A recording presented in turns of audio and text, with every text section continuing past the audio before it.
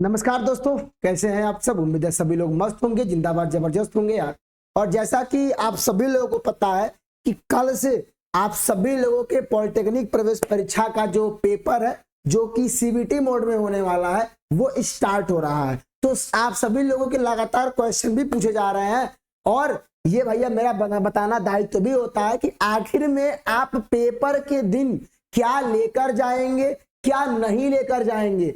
क्या अपने साथ कोई ऐसी चीज आप गलती ना लेकर चले जाइए जो आपको पता भी ना हो।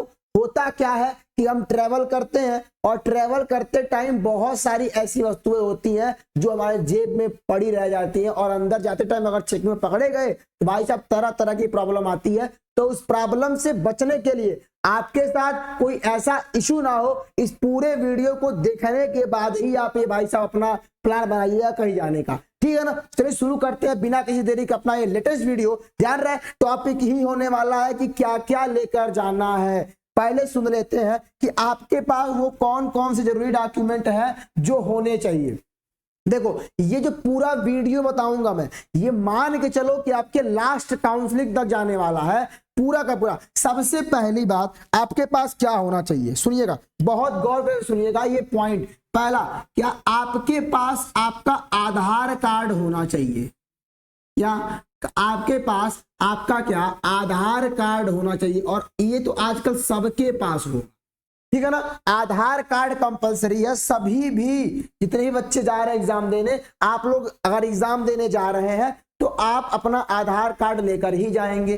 दूसरा कम से कम देखना, अब कई लोग बोल रहे होंगे 3 फोटो 4 फोटो 5 फोटो 7 फोटो। देखो हमारी एक बात समझो, तुम्हारी फोटो एक ही है, वही फोटो तुमको हर जगह देना है, चाहे तुम काउंसलिंग में दो चाहे तुम कॉलेज में दो। तो कम से कम क्या करो, तुम 30 फोटो कम से कम अपना 30 फोटो जो निकलवाए हो उसी को निकलवा लो।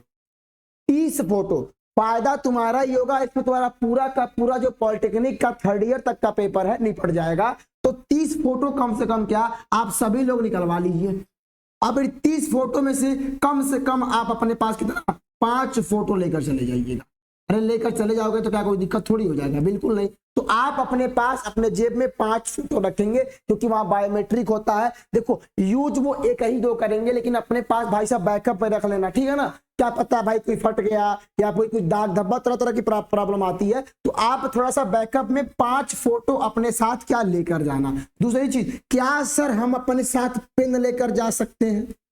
पेन लेकर, देखो हाँ अगर तुम चाहते हो तो पेन लेकर जा सकते हो, लेकिन बात समझो, तुम जिस भी सेंटर पर जाओगे वो सेंटर की ये जिम्मेदारी है कि एक तुमको सीट दे, वो मतलब जिस पर तुम रफ वर्क करोगे, और सीट के साथ साथ वो तुमको एक पेन दे। ये जिम्मेदारी किसकी है, जो पूरा का पूरा सेंटर का भाई साहब काम कर रहा है, जो भी आपका पूरा ये एग्जाम ऑर्गेनाइज करवा रहा है उस सेंटर का, वो उसका जिम्मेदारी है उस सेंटर का कि आपको एक सीट दे और पेन दे। और लौटते टाइम ऐसा नहीं है कि पेन रख देना जेब में, वो पेन आपको रिटर्न भी करना होता है और ये सीट भी आपको क्या करनी होती है, रिटर्न करनी होती है। और इस सीट पर आपको अपना एप्लीकेशन नंबर भी लिखना होता है। तो ये ध्यान रखिएगा, बहुत इंपॉर्टेंट पॉइंट बता रहा हूं। अगर इन गलतियों को एग्जाम में कर दिए भाई साहब ना, जो भैया तो दिक्कत हो जाएगा। ध्यान रखना ये सब चीज आपको लेके चलना है, समझ गए हमारी बात। तो पेन सीट पेन। अब दूसरी चीज, क्या सर हम अपने साथ, देखो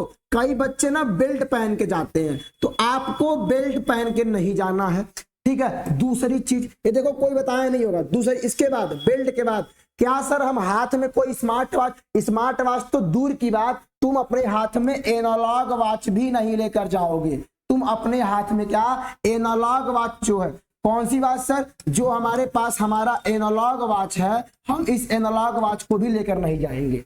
आपको जो बेल्ट पहनते हो ना कमर में लड़के, बेल्ट नहीं पहन के जाना है। लड़कियां भी ये ट्राई करिएगा, ये सारा चीज जो बोल रहा हूं आपको, मतलब जो भी लोहे वाली वस्तु है वो आपको नहीं पहन के जानी है किसी भी कीमत पर, ठीक है। आपको कोई वॉच पहन के नहीं जाना है। आपको अपने साथ कोई भी ऐसा कागज का टुकड़ा अंदर लेके नहीं जाना है। कोई भी आप अंदर जाते टाइम उससे पहले एक बार सब चीज देख कर लो, और अंदर फ्रेश लो। एग्जाम टाइम में ना जाने से पहले फ्रेश होकर जाना यार, सही बता रहे हैं, बहुत दिक्कत होता है। समझ गए ना। तो पहले भैया अपना पूरा माइंड फ्रेश कर लो और एग्जाम के 2-3 घंटे पहले सब कुछ छोड़ छाड़ दो यार, नहीं कि हाई पूछ लिया, कुछ नहीं, दिमाग को फ्रेश रखो एकदम। तो कोई भी आपको घड़ी लेकर नहीं जानी है, कोई भी आपको बेल्ट नहीं पहनना। लड़कियों में ट्राई करना बहुत ज्यादा, एक दिन के लिए, ऐसा नहीं है कि भाई जब जा रहे हैं तो पूरा गट्टे माला पहन लिए है सोने का इधर, तो अवॉइड करना कुछ टाइम के लिए। क्या पहन के जाओ तो बेटर रहेगा, देखो क्या पहन के जाए तो पहनने में सबसे शानदार रहेगा, या तो आप कोई चप्पल पहन लो, मैं खुद यही पहन गया था, मेरा जो ड्रेस कोड था यही था एंट्रेंस के टाइम में, चप्पल था, मेरे पास एक टी शर्ट थी, गर्मी है यार, टी शर्ट के साथ साथ भाई साहब क्या एक लोअर था। तो मैं ड्रेस कोड यही था मेरा, जब मैं अपना खुद का एंट्रेंस एग्जाम देने गया था तो मैं यही पूरा का पूरा, मैंने क्या यही पूरा का पूरा रूल फॉलो किया था। ये ध्यान रखिएगा क्या पहनना है आपको, लोअर, लोअर के बाद आप एक टी शर्ट के साथ क्या चप्पल। अब देखो, या फिर मान लो दूर जा रहे हो, होता है ना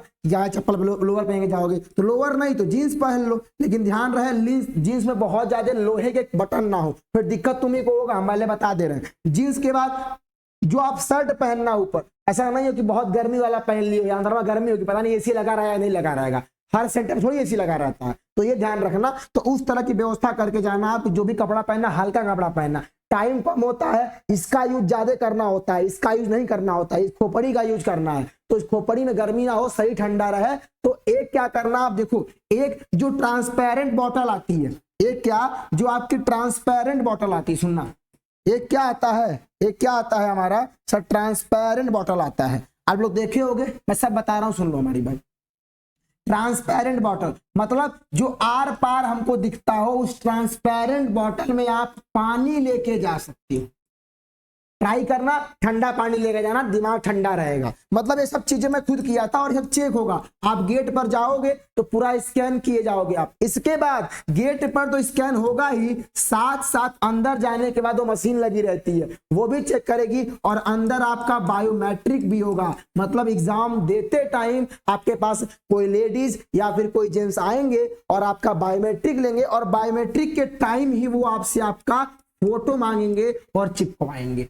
तो इतनी बात समझ गए। तो ये पूरा का पूरा प्रोसीजर देखो, सभी लोग बोल रहे होंगे आधार कार्ड लेके चले जाना, फोटो लेके चले जाना, लेकिन ये जो अंदर की चीज है वही बता पाएगा जो भाई साहब इसको एक्चुअल फील किया। सभी लोग किए हैं बट नहीं बताए होंगे। तो ये ध्यान रखना, बेल्ट अवॉइड करना, अगर कोई घड़ी है वो अवॉइड करना, लोहे का कोई ऑब्जेक्ट अवॉइड करना, और ये ट्राई करना कि एग्जाम देने अगर जा रहे हो तो अकेले मत जाओ। एग्जाम देने अगर जा रहे हो तो अकेले मत जाओ यार, फायदा तुम्ही को होगा। क्योंकि देखो तुम एग्जाम देने जाओगे तो पैसा रहेगा, चाबी रहेगा, तो सारी चीजें रहेंगी। तो ट्राई करो, पापा को लेकर चले जाओ, पापा थोड़ा सा कहीं व्यस्त है, भैया को लेकर चले जाओ, भैया कहीं और बिजी है तो मान चलो किसी को, मतलब अपने दोस्त को, यानी किसी न किसी सेकंड पर्सन को आप अपने साथ लेकर ही जाइएगा एग्जाम देने। इससे होता क्या है ना, आपका ही कॉन्फिडेंस बढ़ेगा। क्या? आपका ही कॉन्फिडेंस बढ़ेगा। इतनी गर्मी है यार, मतलब तुम ट्रेवल करने जा रहे हो, दिमाग में इतना प्रेशर है, कहीं रास्ते में चक्कर वक्कर आ गया। देखो ये रियल केस है, बात समझना, ऐसा हुआ भी है। तो अपने साथ अपने के किसी ना किसी, अकेले तो बिल्कुल मत जाना यार, घाटा तुम्हारा ही है। दोस्त है, दोस्त को लेकर जाओ, 100 रुपये खा लेगा, यही होगा ना, तो दोस्त को भेज देना, भैया एग्जाम देने साथ चलो हमारे, तुमको भेल पूरी खिलाएंगे हम वहीं पर। तो ये ध्यान रहे। तो ये बहुत इंपॉर्टेंट पॉइंट थे जो आपको याद रखने हैं, समझ गए। और बाकी मैं आपको एक चीज बता दूं कि जो आपका फर्स्ट सेमेस्टर का बैच है, जो आपका फर्स्ट सेमेस्टर का बैच है, वो आपका बहुत जल्द लॉन्च कर दिया जाएगा। जैसे ही आपका एग्जाम होगा, जैसे ही आपका एग्जाम होगा, एग्जाम के बाद ध्यान रहे, यहां मेरे पास पूरी टीम बैठ के क्या करती है, काउंसलिंग करती है। देखो काउंसलिंग मेन होता है, आपने एग्जाम में क्या परफॉर्म, कैसा किया कैसा नहीं किया, वो थोड़ा बहुत मैटर करता है, लेकिन सबसे ज्यादा मैटर क्या करता है, काउंसलिंग। और काउंसलिंग मैं खुद करने वाला हूं, मेरी पूरी टीम के साथ बैठे करूंगा, तो ये ध्यान रहा है। और काउंसलिंग तो चलती रहेगी, साथ साथ में जो आपकी क्लासेस है ना, क्लासेस भी आपकी क्या हो जाएंगी, शुरू हो जाएंगी।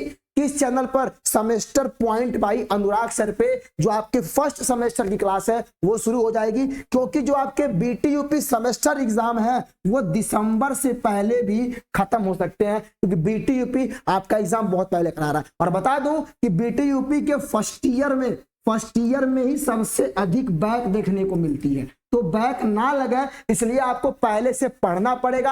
आप अपने सीनियर से पूछेगा मेरे बारे में, या जो जानते हैं उनसे पूछिएगा, आपके भाई साहब पूरा का पूरा डाउट वही सॉल्व कर देंगे। तो ये ध्यान रहे। बाकी अगर आपको कोई और डाउट आ रहा है कि सर हमको आपसे पर्सनली ये बात करनी है, क्या सर नंबर कम आएगा तो एडमिशन हो जाएगा, बिल्कुल। अगर आपका कम नंबर भी आ जाता है तब भी मैं किसी न किसी तरह आपका एडमिशन करा दूंगा। वो किसके थ्रू? क्योंकि भाई साहब काउंसलिंग में महारत हासिल है मुझको, ये ध्यान रहे। यूं ही नहीं भाई साहब सेमेस्टर जलवा है, क्योंकि काउंसलिंग कई बार से करता आ रहा हूं। इन हाथों में समझो जादू एक तरह से, बस एक बार काउंसलिंग कर देना है, कॉलेज तो मिल ही जाएगा। परेशान ना होना, एग्जाम पर बर्डन ना लेना, जो पेपर दोगे एकदम अच्छा जाएगा। तो इसी के साथ सभी लोग को धन्यवाद और मिलेंगे किसी और वीडियो। तब तक के लिए सभी लोग को ऑल द बेस्ट।